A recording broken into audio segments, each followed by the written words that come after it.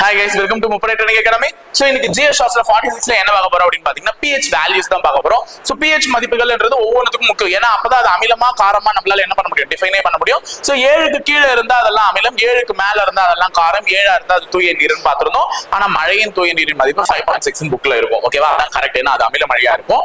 So இப்போ நம்ம pH மதிப்புகள் ரெண்டு பார்ட்டா பார்க்கலாம். ஒரு சிலது இன்னைக்கு, ஒரு சிலது நாளைக்கு GS Shortsலயும் பார்க்கலாம். So HCl உடைய pH மதிப்பு என்னன்னு பாத்தீங்கன்னா 0. ஓகேங்களா? HCl உடைய pH மதிப்பு என்ன 0. அதே மாதிரி வயிற்றில் சுரக்கக்கூடிய அமிலம், வயிற்றில என்னதான் சுரக்குது, HCl தான் சுரக்குது. ஆனா வயிற்றுல சுரக்கக்கூடிய அதனுடைய pH மதிப்பு என்னன்னு பாத்தீங்கன்னா 1. சோ எலுமிச்சப்பழ சாரத்தினுடைய என்னன்னு பாத்தீங்கன்னா pH மதிப்பு 2. அப்ப HCl 0, வயிற்றில் இருக்கக்கூடிய இரைப்பையினுடைய அமிலம் வந்து 1, எலுமிச்சப்பழம் சாறு வந்து 2.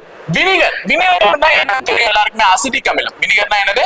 அசிட்டிக் அமிலம். சோ அந்த அசிட்டிக் அமிலத்துக்கு என்ன பாத்தீங்கன்னா 3. அதே மாதிரி ஆரஞ்சு பழத்துல எவ்வளவு இருக்குன்னு பாத்தீங்கன்னா 3 இருக்கு. இதே சோடா நீர்னு கேட்டாலும் சரி, திராட்சைன்னு கேட்டாலும் சரி, அதனுடைய pH மதிப்பு என்னன்னு பாத்தீங்கன்னா 4.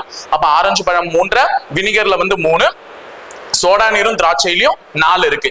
புளித்த பால் வந்து புளிச்சு போயிருந்துச்சுன்னா அதுல 4 இருக்கு. ஏன்னா பால்ல லாக்டிக் அமிலம் இருக்குன்னு தான் தெரியும். அப்ப அது அமிலமா தான் இருக்கணும். அப்ப 7க்கு கீழே தான் இருக்கணும். சோ புளித்த பால்ல 4 இருக்கு. இதே தூய பால்ல எவ்வளவு இருக்குன்னு பாத்தீங்கன்னா pH மதிப்பு 5 இருக்கு.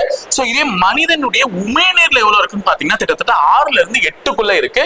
தூய நீர் எவ்வளவுன்னு பாத்தீங்கன்னா 7. தூய நீர் எவ்வளவு? 7. சோ இன்னைக்கான pH மதிப்புகள் இதெல்லாம் பார்த்திருக்கோம். அப்ப வினிகர் எவ்வளவு? 3, ஆரஞ்சு பழம் 3, புளித்த பால் 4, தூய பால் 5, சோடா நீர் திராட்சை 4, மனிதனுடைய உமிழ்நீர் 6ல இருந்து 8.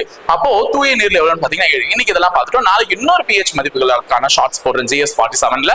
சோ அதையும் நீங்க பாருங்க. ஓகேங்களா? சோ இணைந்திருங்கள், தொடர்ந்து பயணிப்போம் முப்படை பயிற்சி மையத்துடன். நன்றி, வணக்கம்.